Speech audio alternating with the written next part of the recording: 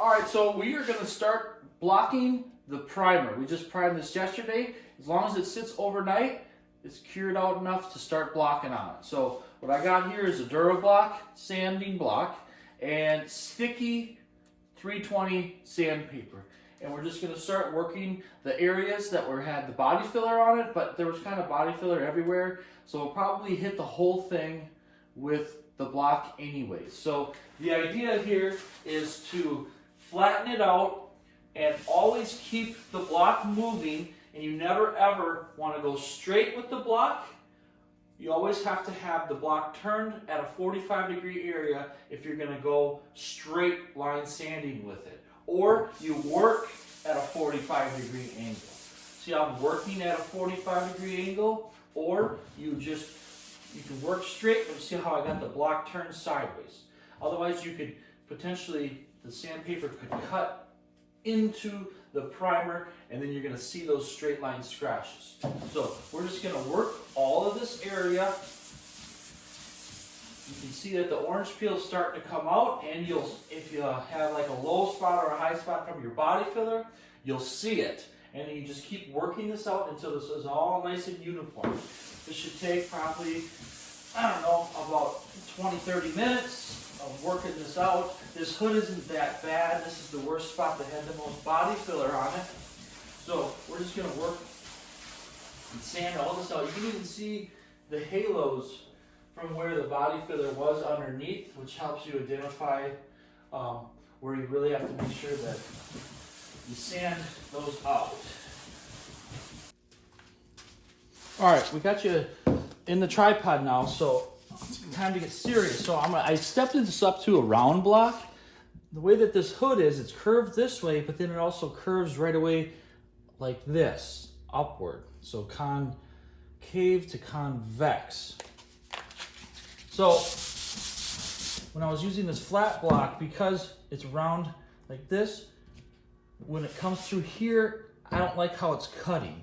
So this round block, I can take this and spin it as I'm blocking. And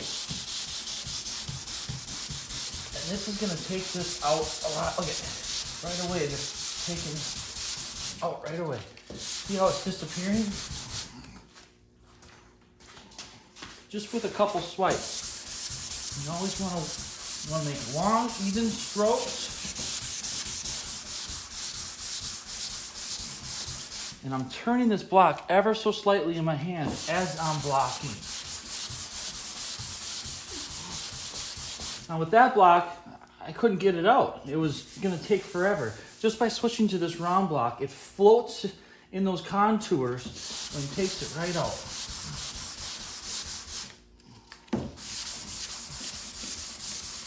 See, now it's gone. Look, you can't even feel it now. And that dark black primer spot is gone. All right, so I just got done blocking the whole thing with 320. So this is what it should look like. There's no major low spots. There's just a couple of smaller spots that's gonna come out when I sand it with the DA, like this spot that's just like orange peely, which it'll be fine for this project. So we're just going to now take the DA with an interface pad. An interface pad is that foam pad in between.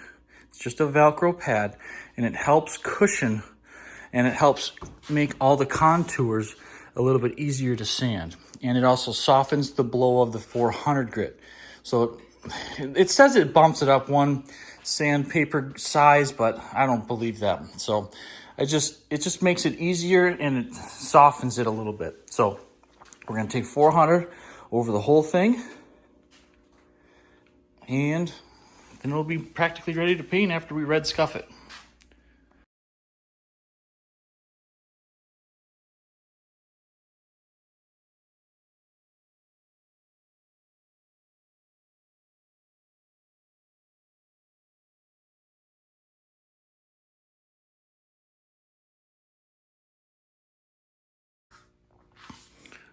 All right, now that we have the whole car sanded with 400, all the orange peel is gone, and it looks really nice. 400, you can paint right to that. You put sealer down, base clear. But now we got to go around the whole car and put the edge, or get all the edges with the red Scotch-Brite. Since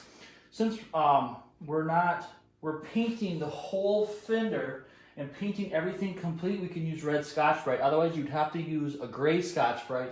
If, let's say, this car was silver and we were just going to put we were going to stay off of this door edge, you would have to use a gray Scotch-Brite in order so that the metallic doesn't sit funny in the red Scotch-Brite scratch. So we're just going to go over the whole car and get all the edges. I am going to unmask this and then we'll come back and really get the edges perfect. But right now, since I got the car masked up and all the dust is going to get trapped on the paper, I'm just going to leave it masked up right now. Plus, I got to unmask it to do the lowers of the fenders. So,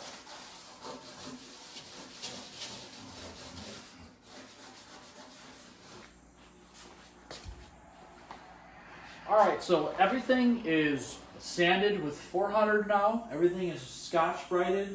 I unmasked the car and I blew out the shop. I blew everything off the floor, and the bumper is also sanded and ready to go. I just 400 the whole thing with the DA and interface pad and red Scotch-Brite the whole thing. So this is all set to go, and I blew this off really good. I blew everything off.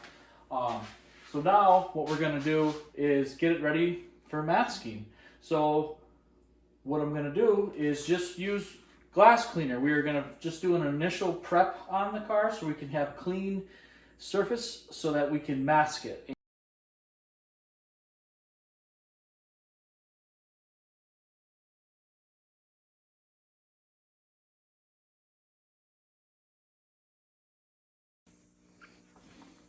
Alright, so everything's clean now, so we are ready for paint. This is it. So I'm just going to mask it up pretty much the same way I did before the primer.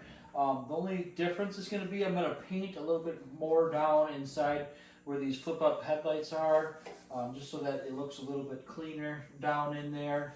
And then you just have to do a little more fancier taping around the fenders to go in a little farther where I sanded, so that the paint wraps around the edge along here. And then make sure when you're going to tape this stuff up to really clean underneath these wheels.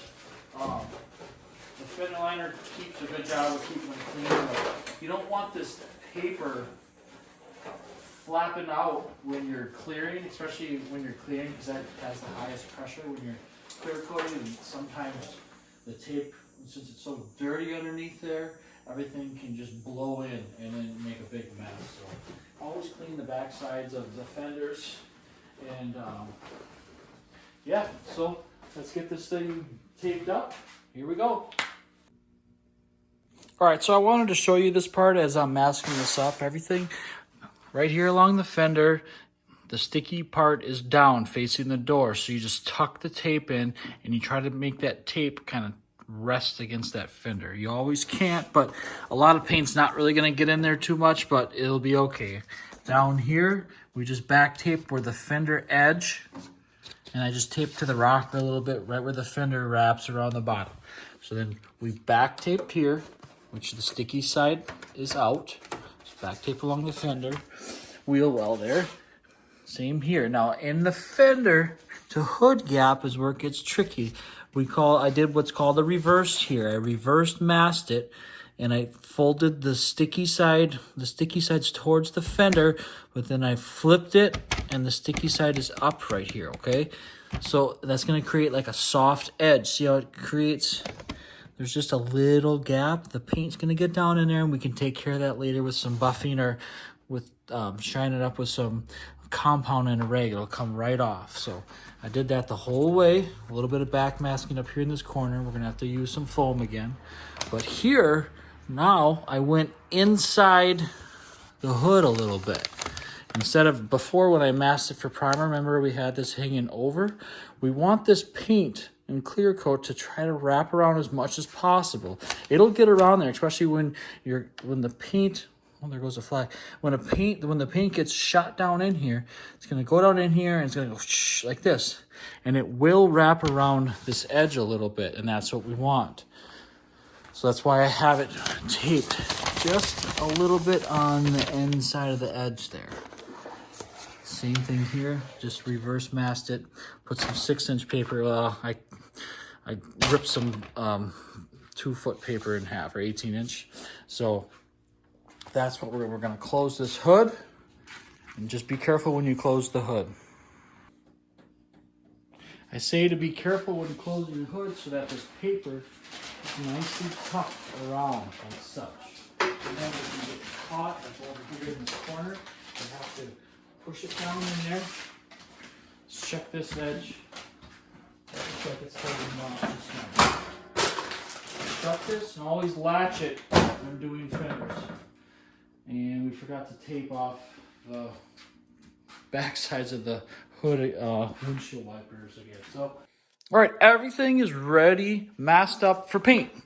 We're just gonna wipe it down and paint it. I do have to fill the windshield wiper squirters, but that's minor. So one thing I do when I garage paint, since we don't have a booth and normally the booth is sucking the plastic in, is I make sure that I tape and I have heavy paper taped to the floor so that when I'm spraying the wheel wells and anything underneath, that nothing can't flap up. Because like at work in a booth, it's sucking it down and usually there's enough pressure pulling it down to not have to worry about it. So I always try to keep everything nice and tight to the floor so that it doesn't flap up. So other than that, we put new fresh masking around like the sawhorses.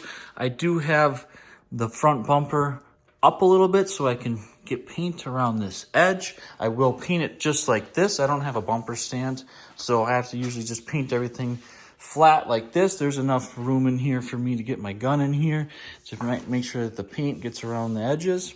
So that's all set. And also the headlight covers, put fresh masking on the horses here so that we don't get overspray or dust that's off these horses everywhere. So other than that, just wipe it down with the greaser and then wipe it down with glass cleaner for one last time, tack it off, and we're good to go. I'm going to put plastic on the ceiling again. That helps a lot. I have hooks now. I added some more hooks. So all I'll do is just hook it, pull it tight, hook it that way, and that's gonna keep this area clean for me for painting. So nothing from there gets disturbed and fall. I did blow the ceiling off yesterday, but stuff just the air movement and everything from the clear coat gun, just anything could fall. So it helped when I did it on the SRT4. So, all right, let's get this thing painted. So I just have hooks in the ceiling and I got this set up pretty good now.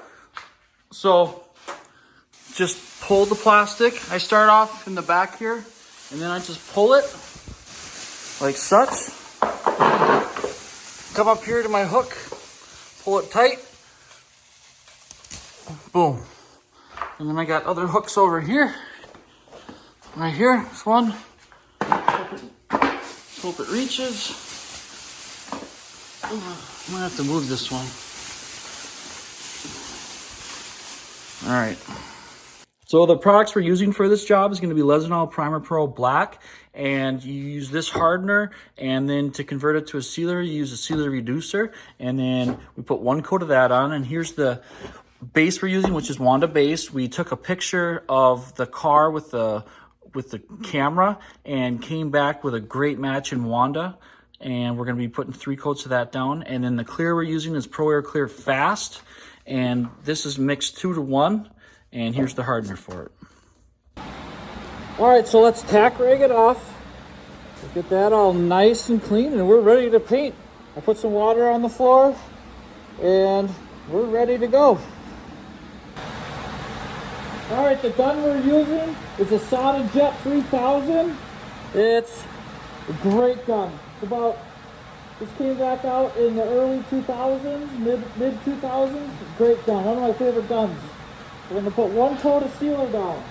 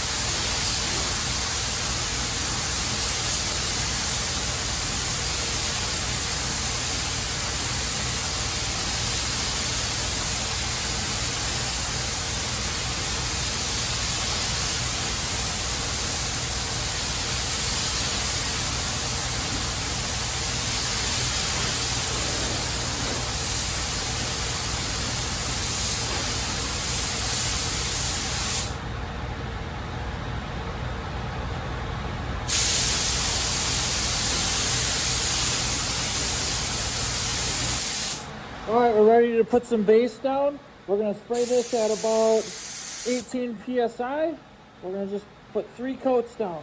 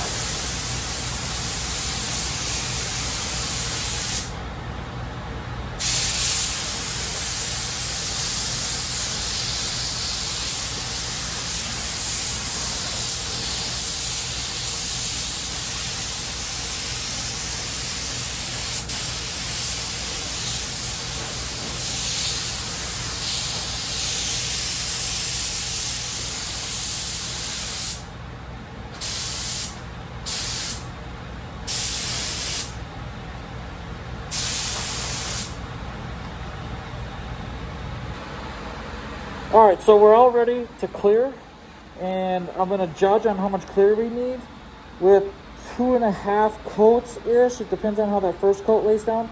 So normally for a fender, it's 0.25. So 0.25, 0.25, 0.5. A hood is usually a 0.4, 0.5. So that's 1.0, and a bumper is about a 0.4. So about 1.4. So I'm gonna mix a full cup and see how we do on that full one. So I do want to apologize that I forgot to take video of it painted after, like right after I got done spraying it. I pulled it outside and I totally forgot to take a video for a YouTube video.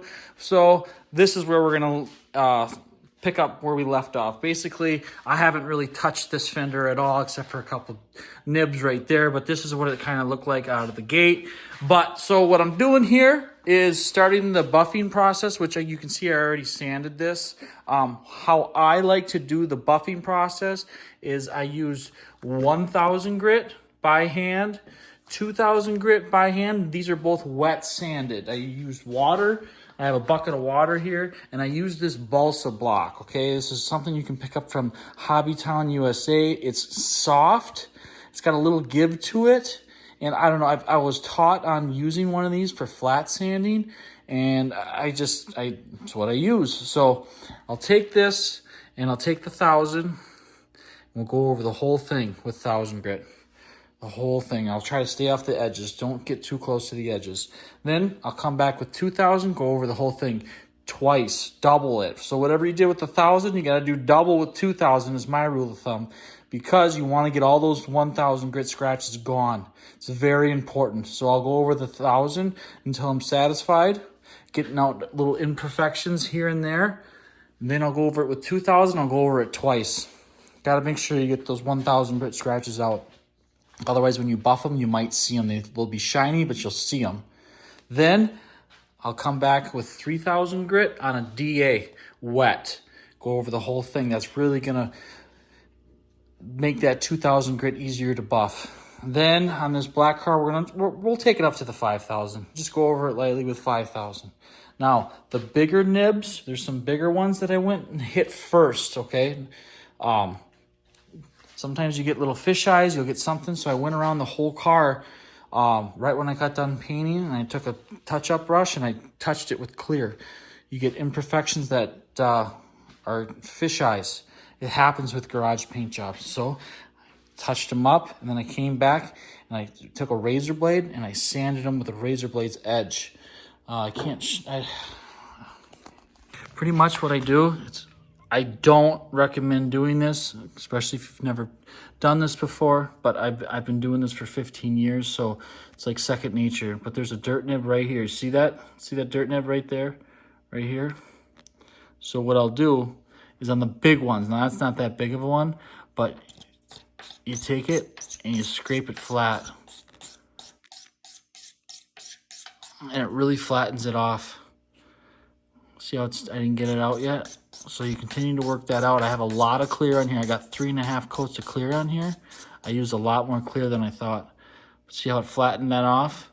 So on the really bad ones where I paint touched them, this helps flatten them off to really knock that edge down. Because if you just use sandpaper, sometimes it'll just round it over and it'll still be there. So that's where we're at right now with this. So I've already 1,000 grit the whole thing, wet sandpaper. Now I already 2,000 grit the whole thing. We're going to take some 3,000 and then 5,000. But this fender, the fenders aren't bad at all. Okay, so I just took 2,000 by hand. I hit the bad ones real bad for the nibs that were really the worst ones. I already hit those really good. Okay, then I just came back with 2,000 and just 2,000 flat sanded it. Same thing on this. That's why I only did the nibs, the really bad areas, and now I'm just going to 2,000 the whole fender. And then we'll 3,000 the whole thing. This is 2,000 wet, okay? You just get the panel wet. Okay. Now, no, I don't have a block on my hand right now. We don't need to on this round panel. It'll be kind of difficult. I keep this in a rotation motion like such, okay? It's going to take a little bit because it's just 2,000 grit, but I don't want to be too aggressive with it unless we have to. Always keep this wet and always keep this moving. So right now, I'm not going like this. We're working the panel like this, but in a circular motion.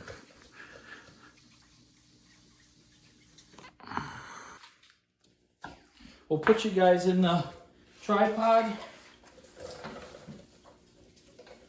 The sandpaper is wearing out. You can feel how it's not really sanding it like it was if it was a fresh sheet. Now, there's 3 pieces. You know, you fold this like this into 3 pieces. So now you have 3 surfaces that you can use. So we'll switch up. I can tell that this side hasn't been used as much. Now, I did leave this car sit outside yesterday. It was very hot outside.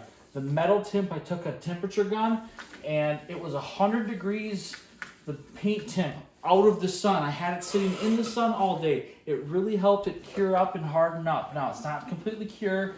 It's not completely hard. But in my opinion, it is perfect right now to work this clear.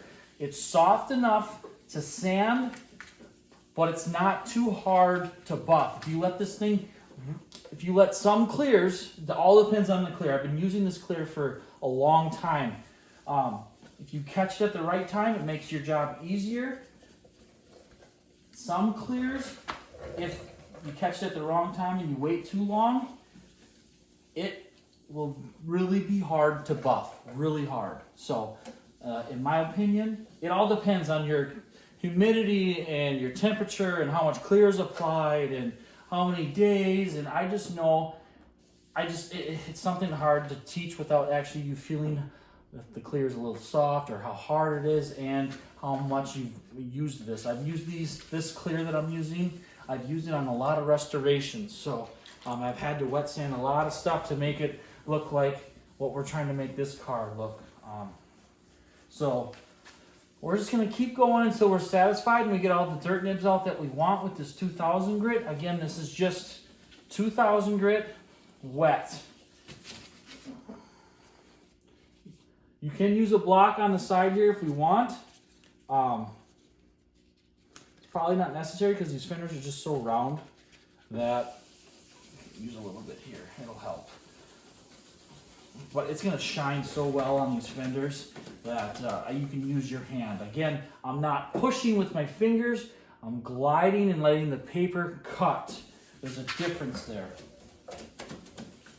So once I'm satisfied, I'll take a video and show you the next process, which is gonna be 3000 grit on DA over the whole thing.